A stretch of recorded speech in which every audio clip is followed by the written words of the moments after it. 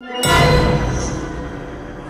force est avec vous, jeune Wills, et vous ne faites qu'un avec la force. Bonjour. Tout comme le film qu'elle adapte, la gamme Lego Rogue One apporte un vent de fraîcheur à la gamme Star Wars. À ce jour, 19 boîtes Rogue One sont sorties, 7 sets classiques, 2 Battle Pack, 4 Microfighters et 6 Buildable Figurines.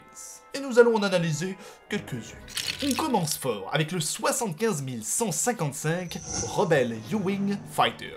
Un incontournable transporteur de troupes rebelles qui fait ici sa première apparition en brique. Pourquoi U-Wing? Mais parce qu'il est en forme de U. Voyons. L'évidence.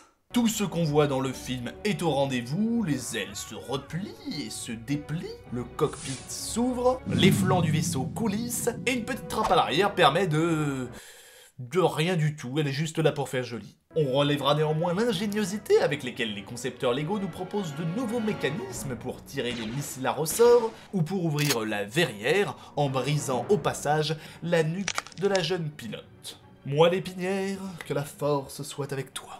On enchaîne très vite avec le 75 153, Haiti Hasty Walker. Mais c'est un bipod ça, c'est pas du Lego Rogue One, c'est du Lego Star Wars. Mais si, regarde, nous avons mis le gros chinois pas content. Pas content le chinois. Je suis pas raciste. J'ai de très bonnes zines chinoises. Le bipod a de la gueule, il faut bien l'avouer. Certains disent qu'il s'agit là du meilleur bipod jamais sorti par Lego. Personnellement, je ne le dis pas car je suis un vieux réac qui ne jure que par son bipod de 2007. Le jour où on pourra caser les deux pilotes dans le cockpit, on en reparlera. La suite avec le 75 152 Imperial Assault Overtank. Un nouveau véhicule de Rogue One qui nous permet de découvrir deux nouveaux impériaux, les pilotes de Overtank. Et nous avons également la figurine de Chiruti Mwe. Pas grand chose à dire sur ce set, il y a une cabine, il y a des missiles, ça fait la blague. Relevons un container qui contient certainement des cristaux Kyber, comme dans le film.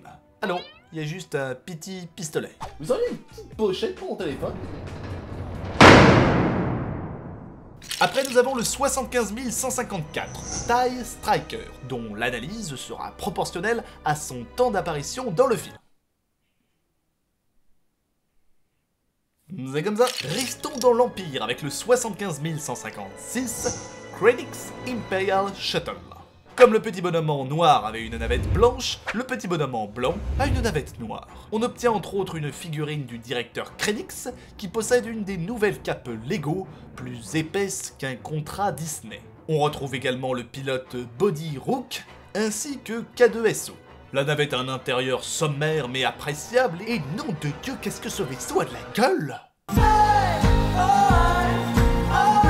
On notera une amélioration au niveau de l'articulation des ailes, qui est fluide, contrairement aux anciennes navettes impériales qui est crantée. Par contre, ces ailes sont immenses, on arrive à peine à passer les portes. Même sur la boîte, le vaisseau tient pas en entier.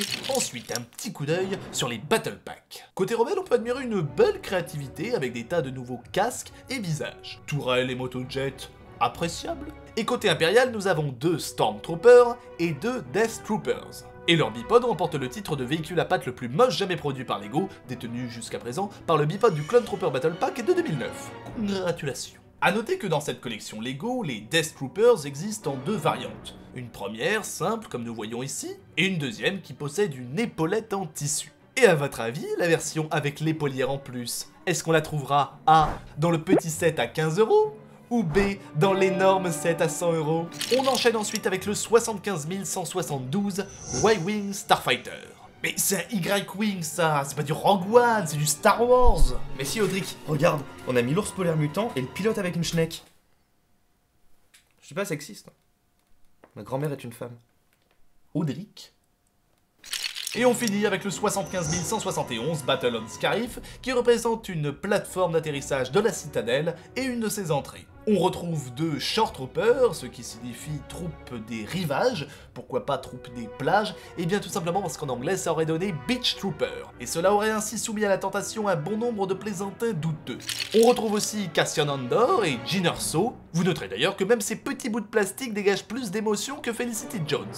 Mais c'est pas Jyn Erso ça! Ça c'est Jyn Erso! Il faut qu'elle fasse la gueule! Sinon le set en lui-même, ça vole pas haut.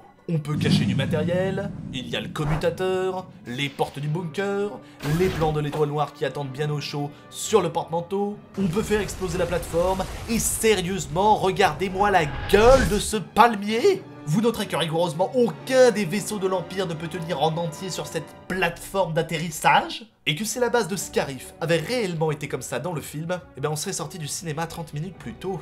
Allons chercher les plans de l'étoile noire. Oh, mais ils sont là. Oui, on a compris. C'est réjouissant.